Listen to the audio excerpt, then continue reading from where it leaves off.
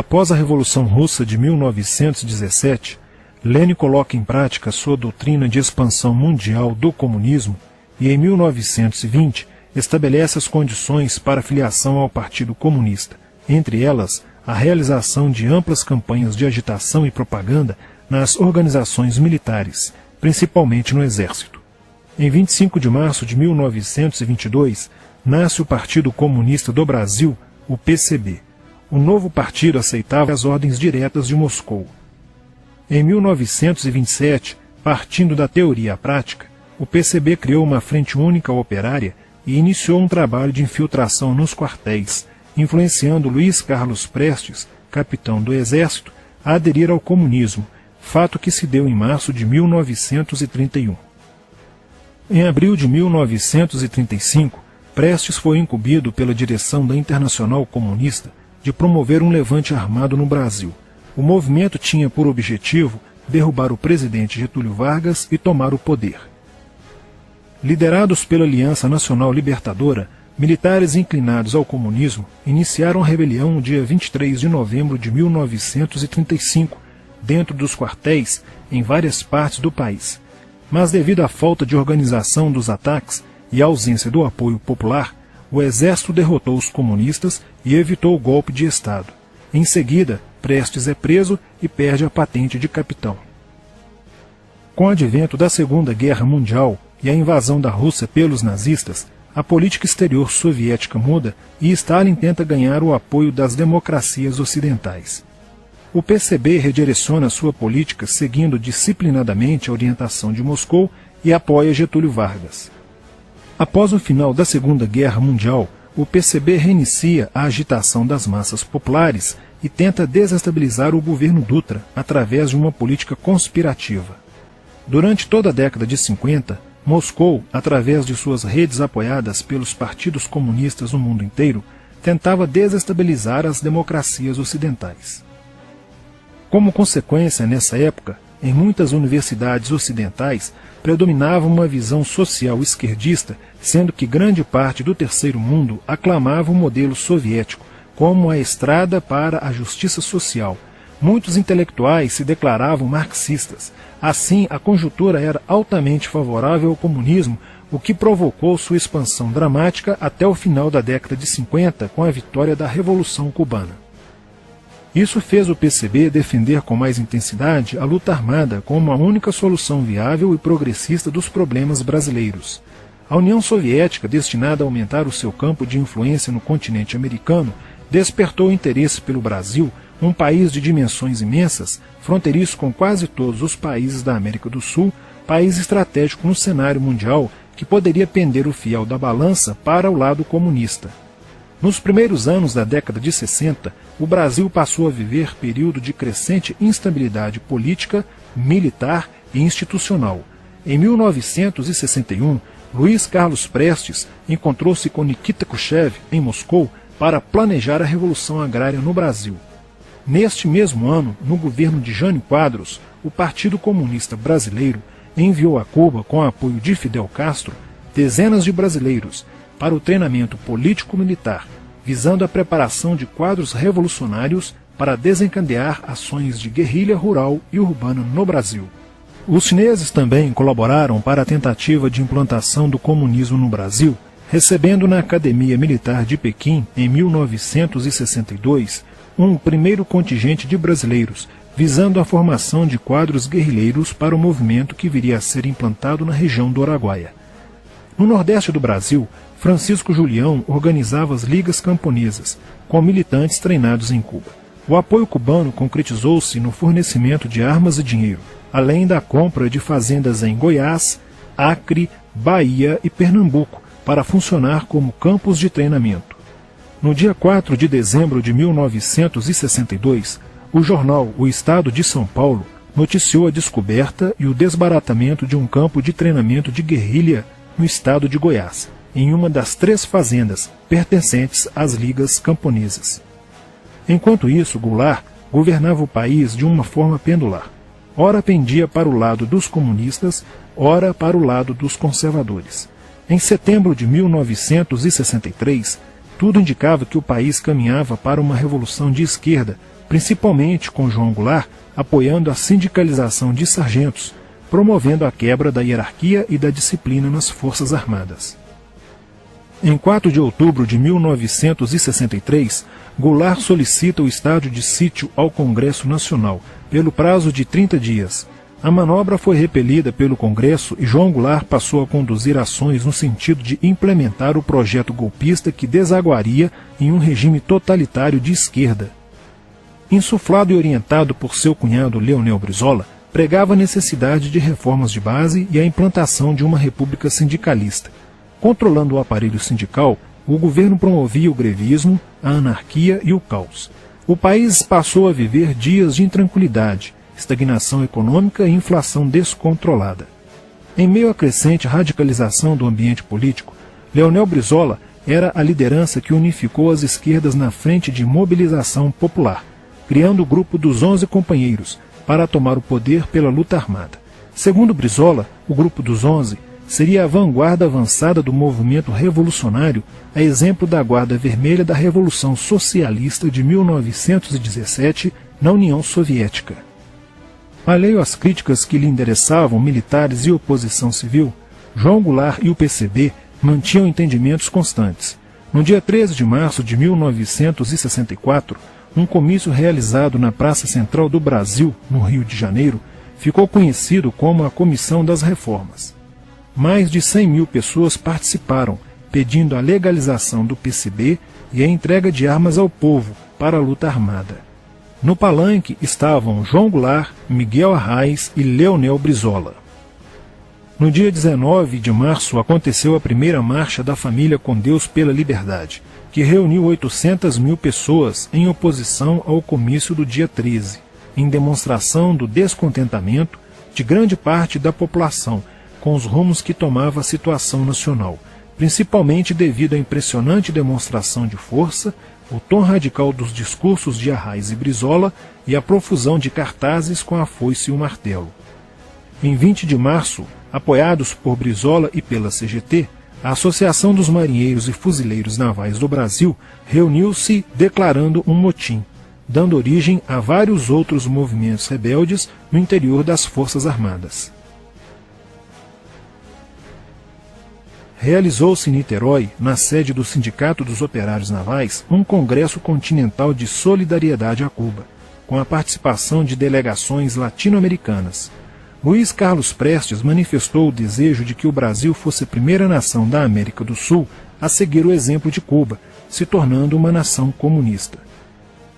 Na véspera de 30 de março de 1964, João Goulart, ignorando o pedido de assessores e do seu líder na Câmara, Tancredo Neves, compareceu à sede do Automóvel Clube para uma homenagem da Associação dos Sargentos da Polícia Militar.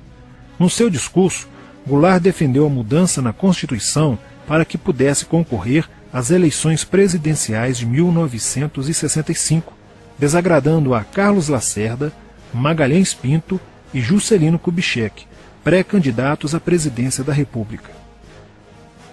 O golpe da esquerda já estava preparado para 1º de maio de 1964, caso o Congresso Nacional não aprovasse as mudanças. A imprensa brasileira, bem como importantes setores da Igreja Católica, do meio empresarial e a maior parte do Congresso Nacional exigiam ações das Forças Armadas para conterem os comunistas no Brasil. Ao final de março, jornais como o Globo, Jornal do Brasil, Correio da Manhã e Diário de Notícias pregaram abertamente a deposição do presidente João Goulart. Nos bastidores dos acontecimentos, os serviços secretos dos Estados Unidos e da União Soviética trabalhavam intensamente, tentando cada um fazer a balança pender para o seu lado, não medindo esforços para levarem o Brasil a uma guerra civil. O general Olímpio Mourão Filho resolveu partir com suas tropas sediadas no estado de Minas Gerais para o Rio de Janeiro. O general Castelo Branco, ao saber disso, telefonou para Magalhães Pinto, governador de Minas Gerais, com o intuito de segurar o levante. O governador mineiro argumentou que, uma vez iniciada a revolução, seria um erro parar, pois alertaria as forças fiéis a Goulart, podendo agravar a situação. A falta de reação do governo Goulart e dos grupos que lhe davam apoio foi notável. Não se conseguiu articular uma reação armada por parte da esquerda. Também fracassou uma greve geral proposta pelo Comando Geral dos Trabalhadores, em apoio ao governo. João Goulart, em busca de segurança, viajou no dia 1º de abril do Rio de Janeiro, onde se encontrava no momento da Revolução, para Brasília, e em seguida para Porto Alegre, onde Leonel Brizola tentava organizar a resistência. Mas João Goulart desistiu de um confronto militar com os revolucionários e seguiu para o exílio no Uruguai. No dia 2 de abril, o presidente da Câmara dos Deputados, Ranieri Mazzilli, assume provisoriamente a presidência da República e mais de 1 milhão de pessoas lotaram as ruas e praças do país para comemorar a vitória. No dia 11 de abril de 1964, o Congresso Nacional se reuniu para eleger o novo presidente da República. O general Castelo Branco, aclamado por grande parte da sociedade brasileira, apoiado pela imprensa e por importantes setores da Igreja Católica, além de contar com a aprovação de grandes líderes políticos, entre eles Juscelino Kubitschek, precisava de 238 votos para ser eleito em primeiro turno, e acabou recebendo 361 votos. No dia 15 de abril, Castelo Branco assume a presidência da República, consolida a vitória sobre o movimento comunista e renova as esperanças do povo brasileiro de ter um país com dias melhores. Porém, a esquerda derrotada colocaria em cena, nos anos posteriores, Carlos Marighella, ideológico comunista e defensor da luta armada, que submeteria o povo brasileiro às ações mais obscuras da guerrilha, o terrorismo.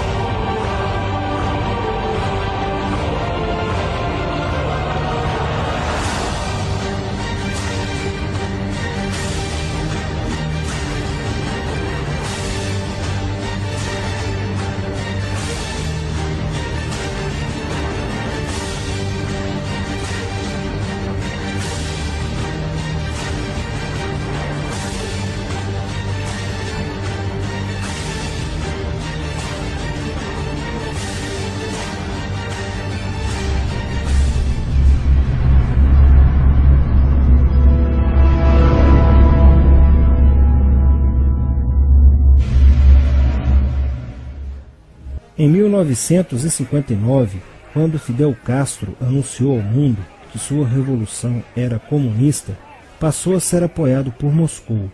Com isso, a União Soviética iniciou uma campanha para dominar com a ideologia marxista a América Latina, onde os partidos comunistas formariam grupos de guerrilha armada com dinheiro soviético, repassado por Cuba.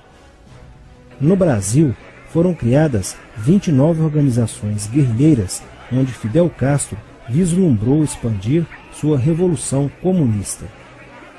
Em 1961, o presidente do Brasil, Jânio Quadros, condecorou o guerrilheiro cubano Che Guevara com a Ordem do Cruzeiro do Sul, sem imaginar que 4 meses antes o Partido Comunista Brasileiro acertara com Fidel Castro o envio de jovens brasileiros para o treinamento de guerrilha em Cuba, com a finalidade de preparar quadros revolucionários que desencadeariam a luta armada no Brasil. As ações armadas já existiam antes de 1964 no governo de João Goulart, através das Ligas Camponesas de Francisco Julião e do Grupo dos 11 de Leonel Brizola. Com a chegada ao poder, em 1964, do presidente Castelo Branco, centenas de comunistas e políticos de esquerda refugiaram-se no Uruguai, onde formariam a Frente Popular de Libertação, que a partir de 1965 empreenderia atos de sabotagem urbana e focos de guerrilha rural no Brasil, principalmente na Serra do Caparaó, cujos guerrilheiros, apoiados por Leonel Brizola, foram combatidos e vencidos por tropas da Polícia Militar de Minas Gerais.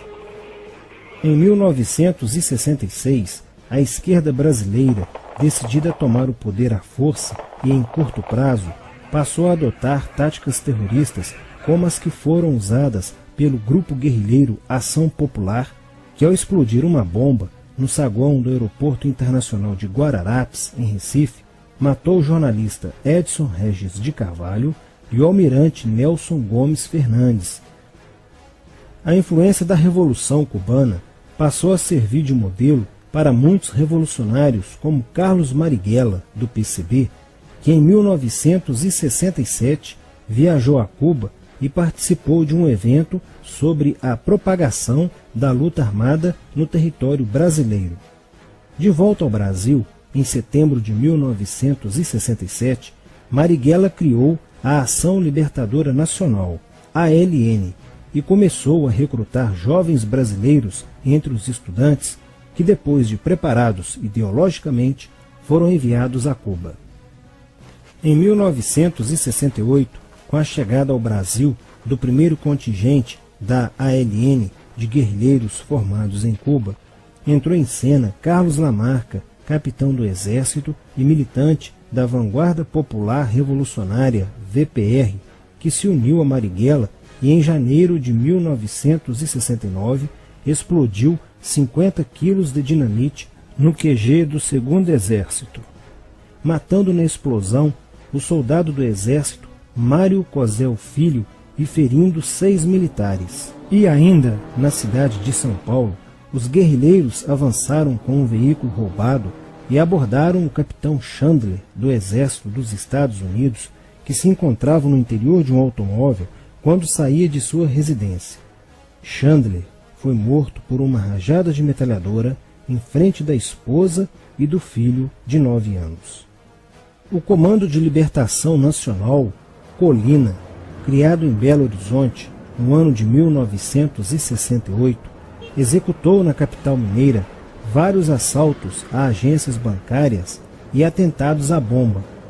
Os guerrilheiros se reuniam durante as sessões de cinema no Cine Acaiaca, localizado na área central de Belo Horizonte, para planejarem as ações de terror e guerrilha.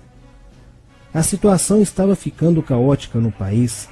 Os guerrilheiros praticavam atentados à bomba nas grandes cidades, matando e ferindo vários inocentes, aumentando a insegurança e o medo da população, que passou a exigir ações imediatas do governo brasileiro para acabar com a violência praticada pela guerrilha. Atendendo ao clamor público para combater o terrorismo e a guerrilha com mais rigor, o presidente Costa e Silva editou o Ato Institucional número 5, AI-5, que previa o exílio e punições mais severas aos autores de atos de guerrilha terrorista praticados contra a população brasileira. Em desafio à nova medida do governo de proteção à sociedade, Carlos Marighella, em 1969, lançou o seu mini-manual do guerrilheiro urbano. Neste mesmo ano, só no Rio de Janeiro, a ALN, para aumentar os seus recursos financeiros, praticou 30 assaltos, sendo a maioria deles contra as agências bancárias.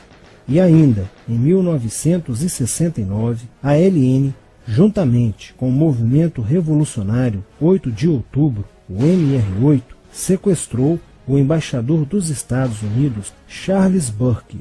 O sequestro foi sugerido pelo guerrilheiro Franklin Martins. Os guerrilheiros exigiram a libertação de 15 presos políticos, dentre os quais se encontrava José Dirceu. A exigência foi prontamente atendida pelo governo militar. A ALN estava prestes a sofrer um grande golpe quando Marighella começou a cair, após a prisão de um militante de sua organização no dia 1º de outubro de 1969. Os dados fornecidos pelo militante da ALN preso coincidiram com informações prestadas por outro militante da VPR, que também denunciou o envolvimento de vários religiosos com grupos de guerrilha, entre eles Frei Beto. Quando Frei Fernando e Frei Ivo, também envolvidos com os grupos guerrilheiros, foram presos e logo após interrogados, os religiosos entregaram o ponto de contato de Carlos Marighella, na cidade de São Paulo. No dia 4 de novembro de 1969, o ponto foi cercado pela polícia, onde Marighella, percebendo o cerco, reagiu e foi morto. Depois da morte de Marighella, centenas de guerrilheiros foram presos e mais de 300 armas apreendidas. 2 sequestros de diplomatas, o embaixador alemão Enfried von Hollemer e o cônsul japonês Nobuo Okushi foram feitos às pressas para libertar os guerrilheiros que continuavam presos. Inspirados no marxismo cultural, vários militantes da esquerda brasileira iniciaram a estruturação de uma organização que se infiltrou nas faculdades brasileiras, bem como no meio artístico e cultural e principalmente nas edições de jornais, setores estes com grande poder de influência sobre a formação da opinião popular. Durante as manifestações, vários militantes comunistas, usando armas de fogo, eram infiltrados no movimento estudantil e disparavam contra os manifestantes, na intenção de colocar a opinião pública contra o regime militar. Com a morte de Marighella, Lamarca havia assumido a posição de líder mítico, que sustentava a esperança na vitória comunista. Em 1970, quando o embaixador suíço Giovanni Butcher foi sequestrado, o governo se recusou a soltar os presos da lista apresentada pelos guerrilheiros. Depois de 40 dias de sequestro, os guerrilheiros quiseram matar o embaixador suíço. Porém, o governo militar cedeu e as exigências dos guerrilheiros sequestradores foram atendidas, preservando a vida do diplomata. Na cidade de São Paulo, o cerco sobre a vanguarda popular revolucionária, liderada por Carlos Lamarca, estava se fechando. Isso fez com que Lamarca fugisse para o Vale da Ribeira e montasse um campo de treinamento para a guerrilha. Na tentativa de descobrir este campo, tropas da Polícia Militar do estado de São Paulo foram deslocadas para a região. No dia 8 de maio de 1970, um pelotão comandado pelo tenente da Polícia Militar, Alberto Mendes Júnior, foi emboscado e rendido por guerrilheiros da VPR. O tenente Mendes foi feito refém e obrigado a seguir com os guerrilheiros na direção de Sete Barras. Depois de um dia e meio andando pela mata, Lamarca formou um tribunal revolucionário e decidiu matar o tenente Mendes, que teve o crânio esmagado por coronhadas de fuzil desferidas pelos guerrilheiros Diógenes e Fujimori. Apesar do cerco, Lamarca conseguiu escapar e em 1971 chegou ao sertão da Bahia. Depoimentos de guerrilheiros presos em Salvador levaram o exército ao esconderijo de Lamarca, que, estando armado de metralhadora, reagiu à prisão e foi morto. Após a morte de Lamarca, o número de militantes presos era bem maior que o número de guerrilheiros em ação no Brasil. Os guerrilheiros, percebendo que o cerco estava se fechando, passaram a sequestrar aviões comerciais e obrigar o piloto a desviar para outro país, onde pudessem se exilar. 4 desses aviões foram desviados para Cuba. Os guerrilheiros comunistas estavam perdendo a guerra. Os militantes que abandonavam as armas eram acusados de traição nos tribunais vermelhos e executados pelos próprios companheiros, em atos de justiçamento. Já no início de 1971, o PCdoB conduzia o trabalho de campo na região do Araguaia, na divisa entre os estados de Goiás, Pará e Maranhão, com a missão de implantar um núcleo guerrilheiro que tinha por objetivo fomentar uma revolução socialista, onde centenas de guerrilheiros já haviam se estabelecido há pelo menos 6 anos. No início de abril de 1972, o presidente Médici enviou à região do Araguaia equipes especializadas em inteligência que, da busca do conhecimento sobre a atividade clandestina, logo efetuaram as primeiras prisões, entre elas a de José Genuíno, primeiro guerrilheiro preso no Araguaia. Logo após, o exército sofreu as suas primeiras baixas ao ter um grupamento emboscado por elementos liderados por Oswaldo Orlando da Costa, conhecido por Oswaldão. Isso fez com que o exército passasse a empregar tropas convencionais que cercaram toda a região do Araguaia. Com a derrota cada vez mais próxima e com o total abandono logístico do PCdoB, ao qual os guerrilheiros foram relegados, sem armas, comida e remédios, vários militantes da guerrilha, encurralados, quiseram se entregar, mas foram mortos pelos próprios companheiros em atos de justiçamento. Após a morte de Oswaldão e o desmantelamento do comando militar da guerrilha, o cerco do exército se fechou sobre os rebeldes e vários guerrilheiros foram presos. Assim terminava o sonho da esquerda brasileira de transformar o Brasil em uma ditadura comunista. Mas a esquerda brasileira não desistiria de conquistar o poder e retornaria mais tarde com uma tática mais eficiente que a luta armada: o marxismo cultural.